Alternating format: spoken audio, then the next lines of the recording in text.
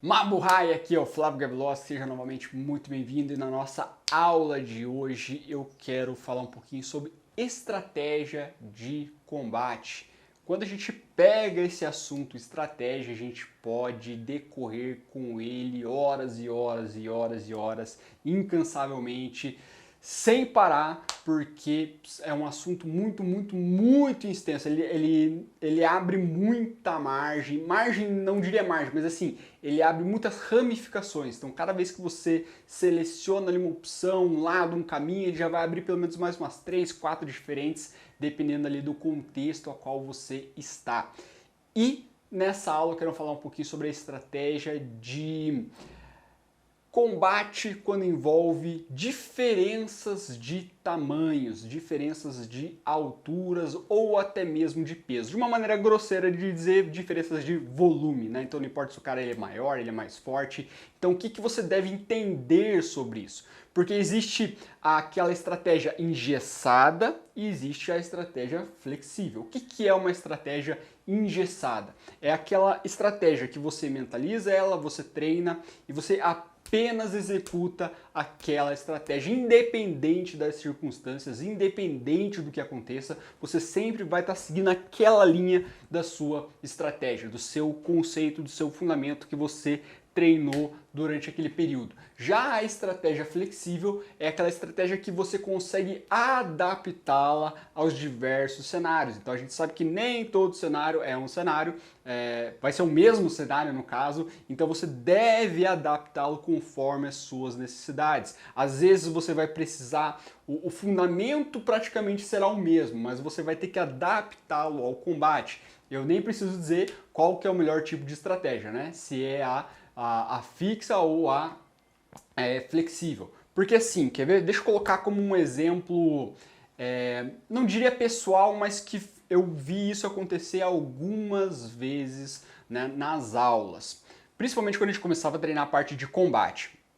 Eu tinha um aluno, né, que ele não era baixo, mas ele era magro, bem magro, né? Mais magro que eu. Não sei se isso é possível, né? Parece ser meio surreal, mas sim, ele era mais magro que eu. Ele era um pouquinho menor que eu, não muita coisa, mas ele era um pouquinho menor que eu e ele era mais magro, certo? Então, essa era a característica dele. Isso quer dizer que era bom, que era ruim, que, enfim, a gente não tinha com o que comparar. Então, né, ficava meio que elas por elas.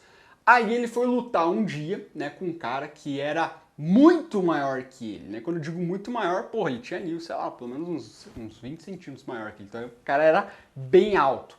E ele também tinha bastante massa muscular mesmo, ou seja, ele era tipo grandão assim. Então ele tinha uma altura maior, tinha mais massa, então ele tinha um volume bem maior. Nesse parâmetro, né?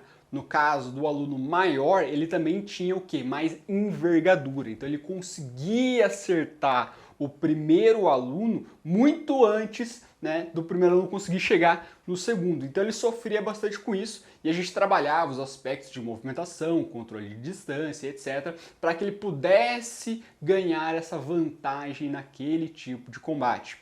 E aí ele pensou, né? Aí ele tentou elaborar uma estratégia mais rígida, uma estratégia mais fixa. Porque ele falou, cara, vou trabalhar então essa questão de movimentação, vou ficar muito bom nessa questão de movimentação e toda vez que eu precisar utilizar, é isso que eu vou estar aplicando, né? Então, qual que era a vantagem para ele? Por ele ser mais baixo, não necessariamente por ser mais baixo, tá? Mas por ser mais magro, então o que ele tinha de vantagem perante o aluno número 2, que tinha um volume maior, é que ele conseguia ser mais rápido. Não é que ele era rápido, ele era mais rápido que o segundo aluno, que tinha muito mais volume. Logo, ele tinha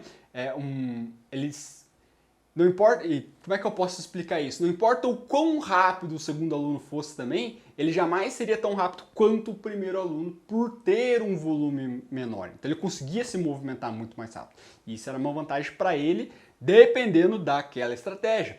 Então, assim, o aluno número 1 era menor, era mais magro, então ele tinha que compensar onde? Na velocidade. Ele tinha que movimentar mais, ele tinha que entrar, sair, atacar, sair sem ser acertado. Enfim, essa era a ideia, era a estratégia dele. Já para o aluno maior, né, com maior volume, tanto em altura quanto em massa, em peso mesmo, ele tinha que concentrar a estratégia dele aonde? Na força e na precisão. Já que ele não conseguia se movimentar tão rápido quanto o primeiro aluno, ele tinha que ser extremamente preciso e forte também, porque se ele errasse um movimento, ele estaria dando margem para o primeiro aluno acertar ele. Isso aqui seria basicamente uma estratégia rígida, onde um aluno, primeiro o aluno número 1 se concentraria apenas nessa questão de velocidade, né, e movimentação, enquanto o aluno número 2 se concentraria apenas em questões de precisão e força. Porém, se a gente colocasse um outro cenário, utilizando esses mesmos dois alunos, vamos colocar lá o aluno número 2, por exemplo, né, que ele era maior e ele tinha um maior volume, tanto, né, para cima quanto para os lados. Enfim, ele era tinha um volume muito maior. Naquele cenário em específico, ele era o cara que tinha mais volume. Porém, nada impede que ele encontre um outro agressor que seja maior que ele. E aí, digamos que ele encontre, né? Digamos que ele pega esse cara que ele é maior, tem mais volume que ele também, tem mais massa. Se ele ficar só naquela estratégia fixa de colocar precisão e força contra alguém que é maior que ele, não vai funcionar tão bem assim. Por quê? Porque nesse momento esse cara, essa pessoa número 3, por assim dizer, né, que seria o Ivan ali, que seria maior que o aluno número 2, né? Nesse caso, ele se transformou o aluno número 2, enquanto o aluno número 2 se transformou no aluno número 1. Naquele contexto, ele era o cara que, né, era menor e era mais magro que o indivíduo número 3. Logo, a estratégia dele precisava mudar. Qual que era a estratégia que ele tem que usar? A estratégia do aluno número 1, movimentação e velocidade. Ah, mas você comentou que ele era mais devagar. Sim, ele era mais devagar se comparado ao aluno número 1. Por ele ter esse volume, por ele ser maior, mesmo que ele fosse rápido, né, o que quer que seja rápido, mas ele jamais conseguiria ser mais rápido que alguém que é bem mais leve que ele e bem menor também. Se comparado ao indivíduo número 3, que é maior, é mais pesado, ele se torna mais rápido. Então ele precisaria mudar a estratégia. Agora, em vez de ele ficar focado lá nessa questão de traumatizar com precisão e força, ele precisaria se concentrar em velocidade e movimentação. Já o indivíduo 3 precisaria aplicar a mesma estratégia que o aluno número 2 anteriormente. Precisão e força. Se a gente voltar um pouco, pegar lá o aluno número 1, que era menor e era mais magro, e ele fosse enfrentar alguém ainda menor e ainda mais magro, ele seria o cara maior e mais forte, talvez com mais volume. Logo, ele não deveria se concentrar na parte de movimentação e velocidade, porque não importa o quão rápido ele fosse se comparado ao aluno número 2 e ao indivíduo número 3, ele jamais seria tão rápido quanto sei lá, me perdi nos números aqui, né? Deveria ter começado de forma diferente. Vamos lá, o indivíduo 0, né? A gente está fazendo uma escala progressiva. Então, sei lá, o indivíduo 0, aluno 1, aluno 2, indivíduo 3. Eu acho que dá para entender. Então, o indivíduo 0, que é menor que ele tem menos volume que ele. Então, ele vai ter que usar qual estratégia? A estratégia que anteriormente o aluno 2 estava utilizando, que é força e precisão, porque o indivíduo 0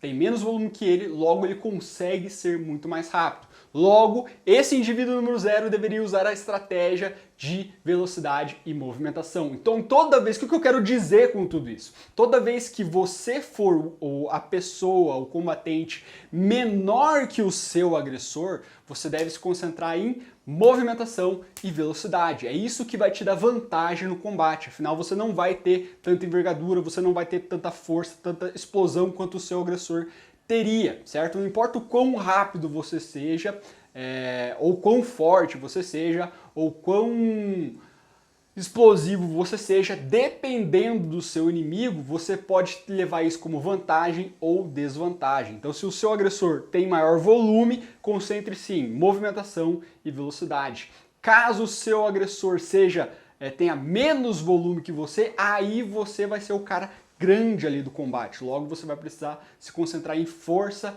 e precisão, certo? Para que você, aquela ideia de você acertar para não precisar acertar de novo. Ah, Flávio, mas e se o cara estiver armado? Bom, aí é uma outra história. Lembra que eu falei sobre desdobramentos das estratégias? Então, essa é uma estratégia, que foca nesse aspecto de volumes de combate, certo? Então a gente não entrou ainda na parte armada. Isso pode ser até um tema para uma próxima aula, perfeito? Então essa é uma das estratégias. Então ela, como eu falei, ela é flexível. Então, como disse, às vezes você pode ser o cara maior, às vezes você pode ser o cara menor. Então, se você só se concentrar em uma dessas estratégias, naquela estratégia mais rígida, mais fixa, não, movimentação e velocidade, movimentação e velocidade, movimentação e velocidade, pode chegar um dia que você vai precisar enfrentar um Ivan possivelmente menor, e aí isso não vai te ajudar tão bem quanto se você tivesse treinado a ideia da estratégia flexível. Perfeito? Então, um forte abraço e até amanhã. Mabuhay!